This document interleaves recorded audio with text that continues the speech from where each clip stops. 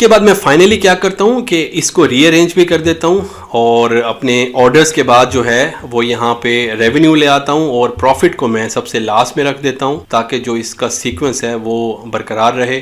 और उसके बाद इसकी एक दफ़ा फिर से अलाइनमेंट भी कर देता हूँ, इन तीनों को यहाँ पे सिलेक्ट करता हूँ और उसके बाद यहाँ पे मैं फॉर्मेट में जाता हूँ, यहाँ से अलाइन में जाता हूँ, इसको अलाइन टॉप कर देता हूँ और अलाइन हॉरिजेंटल कर देता हूँ। उसके बाद मैं क्या करता हूँ कि अपने पास थोड़ी सी स्पेस लाने के लिए जो मेरे पास ये स्लाइसर मैंने ऐड किया हुआ है प्रोडक्ट नेम का, इसमें कुछ मैं एडिटिंग करता हूँ। और उसके लिए मुझे क्या करना होगा, सबसे पहले ये स्लाइसर जैसे ही मैं सिलेक्ट करूँगा तो यहाँ पे आप देख सकते हो कि मेरे पास फॉर्मेट का पेन ओपन हो जाएगा और यहाँ मेरे पास स्लाइसर्स की सेटिंग आ रही है। स्लाइसर की सेटिंग में मेरे पास जो स्टाइल आ रहा है वो इस वक्त करंट स्टाइल मेरा वर्टिकल लिस्ट है, लेकिन अगर मैं इसको यहाँ पे ड्रॉप डाउन इसकी ओपन करके इसको as a drop down option select कर लूँ तो अब मेरे पास जो मेरे प्रोडक्ट नेम का स्लाइसर है उसकी ड्रॉप डाउन लिस्ट बन चुकी है। लेकिन इसमें मैं एक और एडिशन ये करता हूँ कि अगर मैं यहाँ पे सिलेक्शन में आऊँ तो यहाँ लास्ट में आप देख सकते हो कि आपके पास शो सिलेक्ट ऑल का ऑप्शन भी आ रहा है, इसको आप ऑन एंड ऑफ कर सकते हो। अगर इसको मैं ऑन कर लेता हूँ और दोबारा से मैं जाता हूँ अपने प्रोडक्ट नेम के स्लाइसर में तो अब आप देख सकते हो आपके पास सबसे पहले ये सिलेक्ट ऑल का ऑप्शन भी आ चुका है जो कि बहुत ही यूज़फुल हो सकता है हमारे लिए। तो इसको मैं ऐसे ही रहने दूंगा और उसके बाद यहाँ से इसको थोड़ा सा रीसाइज़ कर लेता हूँ। उसके बाद मैं क्या करता हूँ कि जो यहाँ एग्जेक्टिव समरी के अंदर मैंने KPI कार्ड बनाए थे इनको मैं यहाँ से कॉपी करता हूँ और यहाँ से इसको लेके आता हूँ अपने पास प्रोडक्ट एंड कस्टमर लेवल के पेज पे। और फिर उसके बाद उसमें मैं ऐड करता हूँ कुछ पैरामीटर, जैसा कि जो एवरेज रेवेन्यू पर कस्टमर है वो कितना आ रहा है और टोटल यूनिक मेरे पास कस्टमर्स हैं वो कितने आ रहे हैं। इस तरह से कुछ पैरामीटर मैं उसमें ऐड कर देता हूँ। तो मैं क्या करता हूँ, सबसे पहले इसको कॉपी करता हूँ और उसके बाद यहाँ पे आके इसको पेस्ट कर देता हूँ। जी, तो आप देख सकते हो यहाँ पे मैंने दो अपनी कॉपीज़ बना ली हैं KPI कार्ड की। और अब मैं क्या करता हूँ कि इनको थोड़ा सा रीसाइज़ कर देता हूँ और इनकी पोजीशन थोड़ी और ऑप्टिमाइज़ कर देता हूँ। फिर उसके बाद हम डिस्कस करते हैं कि इसके अंदर मैं अपने नए पैरामीटर कैसे ऐड कर सकता हूँ। जी, तो यहाँ पे आप देख सकते हैं कि मैंने अपने ये जो KPI कार्ड्स है उनको यहाँ पे क्विकली टाइम सेव करने के लिए यहाँ पे मैंने इनको रीसाइज़ कर दिया है। और अगर आप भी इसको रीसाइज़ करना चाहें तो उसका बहुत ही आसान तरीका है कि जैसे ही आप कॉल आउट वैल्यूज़ को सिलेक्ट करोगे तो आपके पास यहाँ पे एक ऑप्शन आ जाएगा कॉल आउट वैल्यू का। यहाँ से आप चाह के इसका जो साइज़ है उसको आप अपने हिसाब से चेंज कर सकते हो। तो अब हम क्या करते हैं कि इसमें हम पैरामीटर ऐड करेंगे और सबसे पहला जो पैरामीटर मुझे ऐड करना है वो मुझे यूनिक कस्टमर्स का ऐड करना है। और मेरे पास अभी तक इस तरह का कोई मेजर भी मैंने नहीं बनाया हुआ कि जिसमें जो मेरे पास यूनिक कस्टमर हो वो आ रहे हों। तो उसके लिए मैं क्या करता हूँ, मुझे एक नया मेजर यहाँ पे क्रिएट करना होगा। यहाँ से मैं इसको क्लोज़ करता हूँ और व्यू में जाके यहाँ पे अपने डाटा पैन में वापस आता हूँ और अब की बार मैं क्या करता हूँ, यहाँ पे एक न्यू मेजर करता हूँ और इसका नाम मैं दे देता हूँ यूनिक कस्टमर्स का। यहाँ पे मैं यूनिक कस्टमर कर देता हूँ, उसके बाद इज इक्वल टू करूँगा और शिफ्ट एंटर करके अब मुझे यूनिक कस्टमर कैसे काउंट करने हैं उसके लिए मुझे डिस्टिंक्ट काउंट का जो फंक्शन है वो यूज़ करना होगा। उसके बाद मुझे यहाँ पे वो कॉलम का नाम देना है कि जिसके ऊपर मैं डिस्टिंक्ट काउंट अप्लाई करना चाह रहा हूँ। तो आपको मालूम ही है कि मेरे पास सेल्स डाटा टेबल के अंदर एक कॉलम मौजूद है जो कि कस्टमर की के नाम से है, तो उसको मैं डिस्टिंक्ट काउंट करूँगा। तो यहाँ पे मैं क्या करता हूँ, शिफ्ट एंटर करता हूँ और यहाँ जैसे ही मैं सेल्स डाटा टाइप करूँगा तो अब मेरे पास सेल्स डाटा के अंदर तमाम कॉलम आ गए हैं। यहाँ पे आप देख सकते हो आपके पास कस्टमर की आ रहा है, इसको यहाँ पे सिलेक्ट करूँगा, शिफ्ट एंटर करके अपनी ब्रैकेट को क्लोज़ कर दूँगा। अब यहाँ पे मेरे पास यूनिक कस्टमर्स ऐड हो चुके हैं और सिंपल मैं क्या करता हूँ, इनको ड्रैग एंड ड्रॉप कर देता हूँ अपने KPI कार्ड के अंदर। और उसका तरीका भी आपको मालूम है कि आपको क्या करना होगा कि जो आपकी कॉल आउट वैल्यू है इसको सबसे पहले आपको सिलेक्ट करना है और उसके बाद आपको बिल्ड अ विजुअल पे जाना है। तो यहाँ से मैं बिल्ड अ विजुअल पे जाता हूँ, तो ऐड डाटा पे जाता हूँ और यहाँ सर्च बार में अगर मैं यूनिक टाइप करूँ तो मेरे पास यूनिक कस्टमर्स आ जाएंगे जो कि मेरे पास 17.4K के हैं। अब उसके बाद जो मेरा दूसरा पैरामीटर है उसमें मैंने कैलकुलेट करना है मेरे पास एवरेज रेवेन्यू पर कस्टमर कितना आ रहा है। तो उसके लिए भी मुझे यहाँ पे एक नया मेजर क्रिएट करना होगा। यहाँ से राइट क्लिक करता हूँ, यहाँ से न्यू मेजर पे जाता हूँ और इसको रीनेम कर देता हूँ एवरेज रेवेन्यू पर कस्टमर। और आपको मालूम ही है कि एवरेज के लिए मैं सिंपल क्या करूँगा कि टोटल जो रेवेन्यू है उसको डिवाइड कर दूँगा टोटल कस्टमर से। तो यहाँ पे शिफ्ट एंटर करूँगा और डिवाइड का फंक्शन यूज़ करूँगा। उसके बाद जो मेरे पास न्यूमरेटर है वो मेरा सेल्स होगा और यहाँ पे दोबारा शिफ्ट एंटर करूँगा। और अब मैं अपने जो मेजर्स हैं उन्हें एक्सेस करने के लिए यहाँ पे स्क्वायर ब्रैकेट ओपन करता हूँ। तो मेरे पास यहाँ पे अगर आपको याद हो तो टोटल रेवेन्यू आ रहा था जो कि आइट्रेटर के थ्रू मैंने कैलकुलेट किया था। और इसको मैं डिवाइड करूँगा, दोबारा से कोमा लगाऊंगा और अब मुझे डिनोमिनेटर देना है। डिनोमिनेटर में मैं क्या दूंगा, जो मेरे पास अभी मैंने यूनिक कस्टमर्स का एक मेजर जो है यहाँ पे क्रिएट किया था। तो अगर मैं यहाँ पे दोबारा से स्क्वायर ब्रैकेट टाइप करूँ तो मेरे पास यूनिक कस्टमर्स भी आ रहे हैं। इसको मैं सिलेक्ट कर लेता हूँ और उसके बाद यहाँ पे एंटर करूँगा तो अब मेरे पास यहाँ पे एवरेज रेवेन्यू पर कस्टमर आ जाएगा और उसको भी मैं इसी तरह से ड्रैग एंड ड्रॉप कर दूँगा अपने इस KPI कार्ड के अंदर। तो उसके लिए मैं क्या करता हूँ, यहाँ अगेन कॉल आउट वैल्यूज़ पे जाता हूँ और यहाँ पे बिल्ड अ विजुअल में जाऊँगा और यहाँ से मैं ऐड डाटा में जाता हूँ और ये टोटल जो रेवेन्यू आ रहा है इसको यहाँ से रिमूव करके दोबारा से ऐड डाटा पे जाता हूँ और यहाँ पे सर्च बार में मैं टाइप करता हूँ एवरेज। तो मेरे पास एवरेज रेवेन्यू पर कस्टमर यहाँ से आ जाएगा। इसको सिलेक्ट करूँगा तो ये आपके पास बेसिकली जो टोटल एवरेज रेवेन्यू पर कस्टमर है 1.4K वो यहाँ पे शो हो रहा है।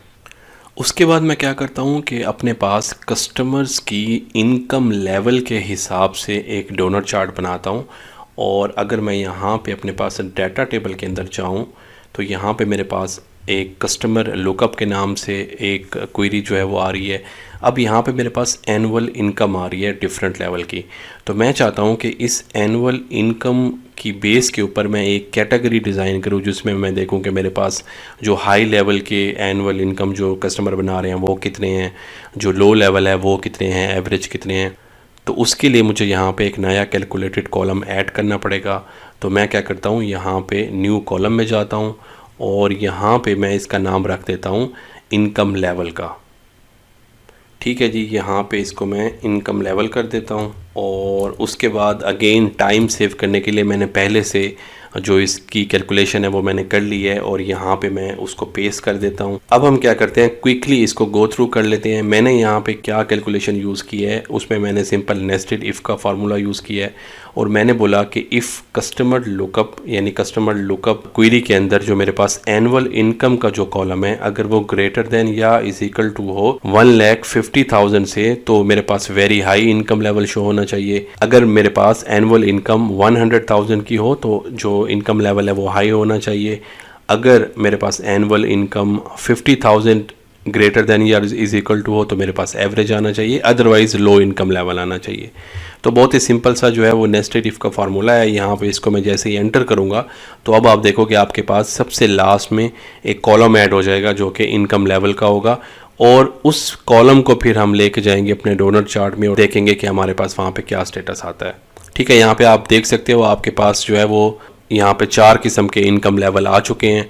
अब उसके बाद मैं क्या करता हूँ कि यहाँ पे दोबारा से अपने फ्रंट एंड व्यू पे आता हूँ और उसके बाद एक मुझे डोनर चार्ट ऐड करना है। तो उसके लिए मैं क्या करता हूँ, यहाँ पे होम पे आता हूँ और ये मेरे पास जो है वो डोनर चार्ट का ऑप्शन आ रहा है, इसको यहाँ पे सिलेक्ट करता हूँ और उसके बाद यहाँ पे जो लेजेंड्स हैं उसमें मैं ऑल डाटा में जाके जो अभी मैंने यहाँ पे कैलकुलेटेड कॉलम ऐड किया था इनकम लेवल का, इसको ऐड कर देता हूँ।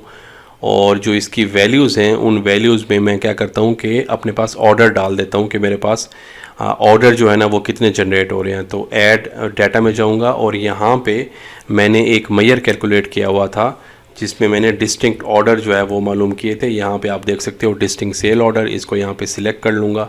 तो अब मेरे पास यहाँ पे एक डोनर चार्ट बन के आ जाएगा जो कि बाइफिकेट करेगा मेरे डिफरेंट इनकम लेवल के हिसाब से।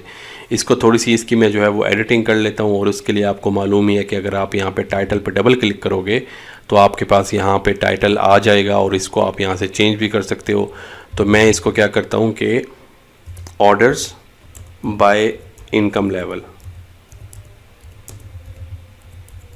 ठीक है, ये मैं इसको यहाँ पे नाम दे देता हूँ और उसके बाद इसको मैं इसकी जो अलाइनमेंट है अपने टाइटल की वो भी मैं यहाँ से सेंटर में कर देता हूँ।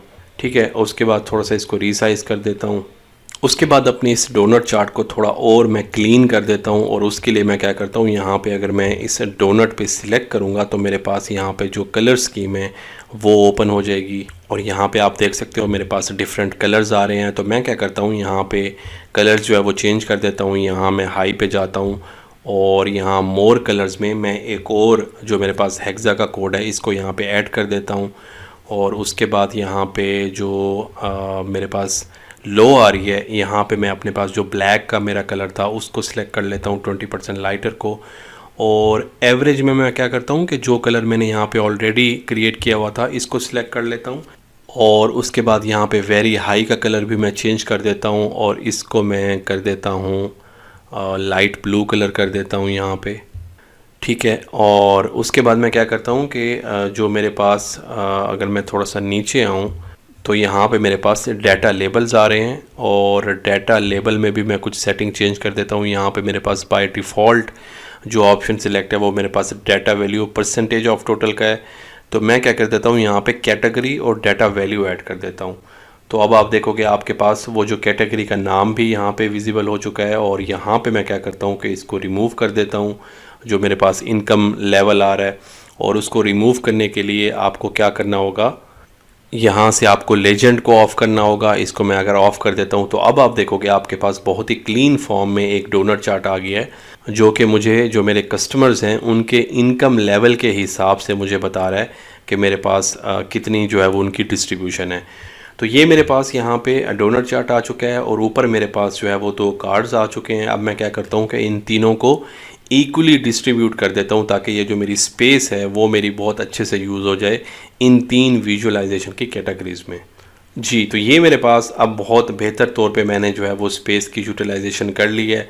अब यहाँ सेंटर में मैं क्या ऐड करूँगा, सेंटर्स में मैं कुछ डाटा पॉइंट्स ऐड करूँगा। और वो डाटा पॉइंट्स क्या होंगे, सबसे पहले तो मैं अपने पास जो टॉप 100 मेरे कस्टमर्स हैं उनके ऑर्डर्स और उनका रेवेन्यू यहाँ पे लेके आऊँगा। तो उसके लिए मुझे क्या करना होगा, मुझे यहाँ सिंपल जो है वो एक टेबल ऐड करना होगा। यहाँ से मैं टेबल ऐड कर लेता हूँ और उसके बाद यहाँ पे कॉलम में मैं ऐड डाटा पे जाता हूँ और यहाँ पे कस्टमर्स की जो की है वो यहाँ पे लेके आऊँगा। यहाँ पे आप देख सकते हो मेरे पास कस्टमर लुकअप टेबल के अंदर कस्टमर की आ रही है, उसको मैं यहाँ से सिलेक्ट कर लेता हूँ। उसके बाद मेरे पास जो कस्टमर्स हैं उनका फुल नेम भी आ रहा है। अगर आपको याद होगा तो हमने स्टार्ट में ही एम्परसेंड के थ्रू जो है वो यूज़ किया था। तो यहाँ से मैं ऐड डाटा में जाता हूँ और अगर अपने कस्टमर्स का यहाँ पे फुल नेम लेके आना चाहूँ तो वो मैं यहाँ पे ला सकता हूँ। उसके बाद मैं देखता हूँ कि मेरे पास इन कस्टमर्स के कितने डिस्टिंक्ट ऑर्डर्स जो है वो मुझे रिसीव हुए थे।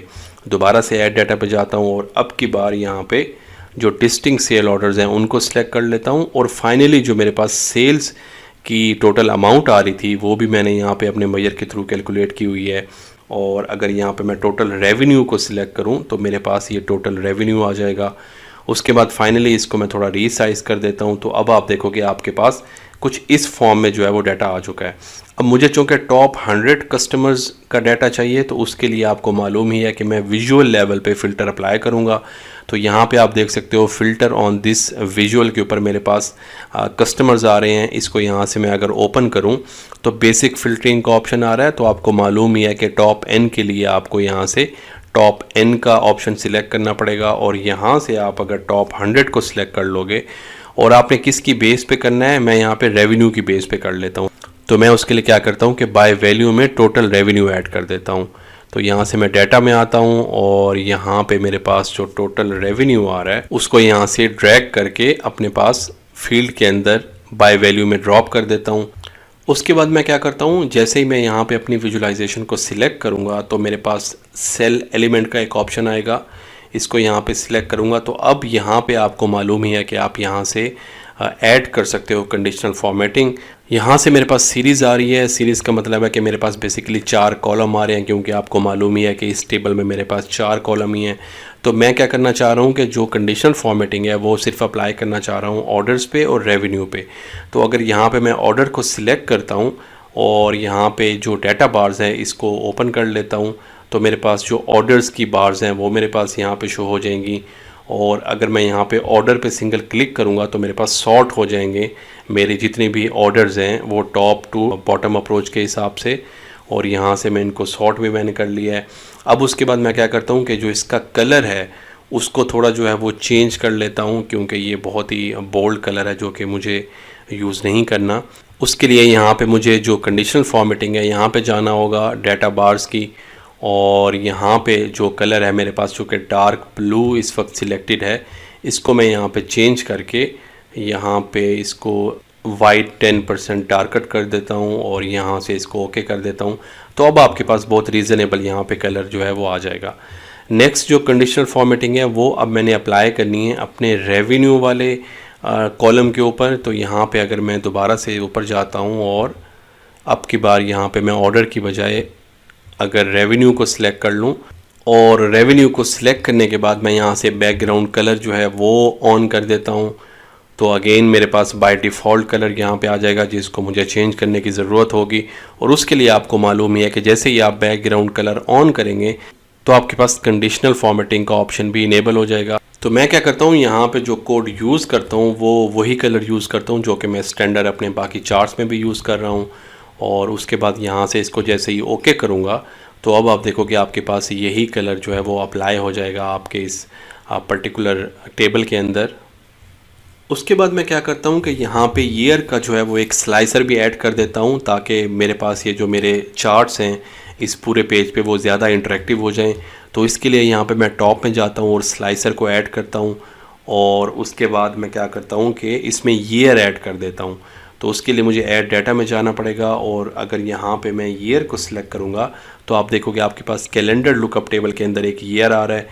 जैसे ही मैं ईयर सिलेक्ट करूँगा तो मेरे पास यहाँ पे बाय डिफ़ॉल्ट एक यहाँ पे ऐड हो जाएगा स्लाइसर, और इसकी सेटिंग आप चेंज भी कर सकते हो। अगर आप स्लाइसर सेटिंग में जाओगे तो यहाँ आपके पास डिफरेंट स्टाइल आ रहे हैं कि आपको ये जो स्लाइसर चाहिए वो वर्टिकल लिस्ट में चाहिए, टाइल में चाहिए।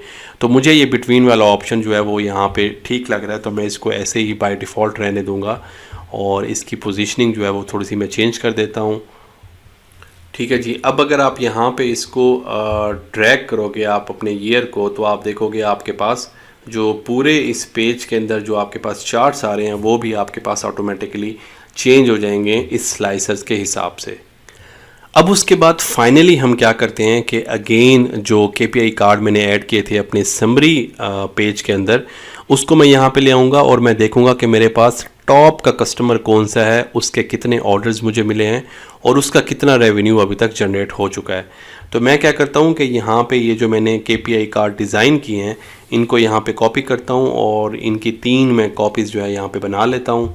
ठीक है जी। तो यहाँ पे आप देख सकते हो मैंने यहाँ पे 3 कार्ड जो है वो जनरेट कर लिए हैं और उनको थोड़ा रीपोजिशन और रीसाइज़ भी मैंने कर लिया है। अब यहाँ पे ये वाला मेरे पास जो टॉप पे KPI का कार्ड आ रहा है, इसके अंदर मैं लेके आऊँगा कि मेरा जो सबसे टॉप का कस्टमर है वो मेरा कौन सा है इन टर्म्स ऑफ ऑर्डर्स के। और उसके बाद यहाँ नीचे मैं उसके ऑर्डर्स लेके आऊँगा और साथ जो दूसरा मेरा KPI का कार्ड है यहाँ पे मैं उसका रेवेन्यू लेके आऊँगा। तो मैं क्या करता हूँ यहाँ से सिलेक्ट करता हूँ अपने इस KPI कार्ड को, और उसके बाद यहाँ पे बिल्ड अ विजुअल में जाता हूँ और यहाँ पे मैं कस्टमर का नाम ऐड कर देता हूँ, और जो मेरे पास पहले से यहाँ पे यूनिक कस्टमर्स हैं इसको यहाँ से रिमूव कर देता हूँ। उसके बाद यहाँ पे ऐड डाटा करता हूँ और यहाँ अगर मैं फुल नेम टाइप करूँगा तो मेरे पास कस्टमर का फुल नेम आ चुका है। और यहाँ आपको मालूम ही है कि बाय डिफ़ॉल्ट पावर BI क्या करता है कि अल्फ़ाबेटिकली वो आपको सॉर्ट करके दे देता है, लेकिन मुझे अल्फ़ाबेटिकली नहीं चाहिए बल्कि मुझे वो वाला कस्टमर चाहिए जिसकी सबसे ज़्यादा सेल्स हैं। तो मैं क्या करता हूँ फ़िल्टर ऑन दिस विजुअल्स के ऊपर जाता हूँ, और यहाँ अगर मैं फ़िल्टर ऑन दिस विजुअल को ओपन करूँगा तो आप देखोगे आपके पास फ़िलहाल यहाँ पे टॉप N का ऑप्शन नहीं आ रहा, जो कि मैंने आपको पहले भी बताया था, क्योंकि अभी तक हमने डाटा फील्ड यहाँ पे कोई ऐड नहीं की। तो मैं क्या करता हूँ यहाँ पे डाटा फील्ड ऐड कर देता हूँ, और उसके लिए मुझे क्या करना होगा, यहाँ पे मेरे पास डाटा में मुझे जाना होगा और यहाँ पे भी मुझे फुल नेम जो है वो टाइप करना होगा, और उसके बाद इसको मुझे ड्रैग करना होगा डाटा फील्ड के अंदर। अब जैसे ही मैं ड्रैग करूँगा मेरे पास तमाम जो कस्टमर के नाम है वो यहाँ पे आ जाएंगे। यहाँ से मैं टॉप N सिलेक्ट करता हूँ, और चूँकि मुझे सिर्फ एक कस्टमर चाहिए टॉप वाला, तो यहाँ पे 1 सिलेक्ट कर लेता हूँ। और बाय फील्ड में मुझे किस हिसाब से उसको फ़िल्टर करना है, रेवेन्यू के हिसाब से, जिसका सबसे ज़्यादा रेवेन्यू होगा। तो मेरे पास ये जो टोटल रेवेन्यू आ रहा है इसको यहाँ से मैं लेके बाय वैल्यू में लेके जाता हूँ, और उसके बाद अगर यहाँ पे मैं अप्लाई फ़िल्टर करूँगा तो आप देख सकते हो कि मेरे पास जो यहाँ पे नाम है कस्टमर का वो टॉप कस्टमर मेरा यहाँ पे शॉन आ चुका है, जो कि हाईएस्ट रेवेन्यू जनरेटेड मेरा कस्टमर है। और यहाँ उसके नीचे आप देख सकते हो कि एक और टेक्स्ट भी आपको लिखा दिखाई दे रहा है, जो कि है फर्स्ट कस्टमर फुल नेम का। तो मैं इसको यहाँ से ख़त्म करना चाहता हूँ, तो उसके लिए मुझे क्या करना होगा, यहाँ से कॉल आउट वैल्यू पे मैं जाऊँगा और अगर मैं नीचे आऊँगा तो यहाँ पे मेरे पास कैटेगरी लेबल आ रहा है, इसको मैं यहाँ से ऑफ़ कर देता हूँ। तो अब मेरे पास जो मेरा सिर्फ कस्टमर है उसका नाम आ रहा है। इसका कलर भी आप यहाँ से चेंज कर सकते हो फ़ॉन्ट का। मैं इसको यहाँ पे वाइट कर देता हूँ। और उसके बाद अब मैं क्या करता हूँ कि अब जो मेरे पास नीचे दो मैंने KPI के कार्ड ऐड किए थे, यहाँ पे भी मैं सेल ऑर्डर ले आता हूँ एक में, और दूसरे में मैं टोटल रेवेन्यू ले आता हूँ। तो उसके लिए सिंपल तरीका है कि आप कॉल आउट वैल्यू पे जो है वो अगर क्लिक करोगे तो उसके बाद आपके पास यहाँ पे बिल्ड अ विजुअल का ऑप्शन आएगा। यहाँ पे आपने जो यूनिक कस्टमर है इसको रिमूव कर देना है, उसके बाद ऐड डाटा में जाना है और यहाँ पे हमने डिस्टिंक्ट ऑर्डर जो हैं, अगर आपको याद होगा तो पहले से वो मैयर हमने यहाँ पे बनाया हुआ है।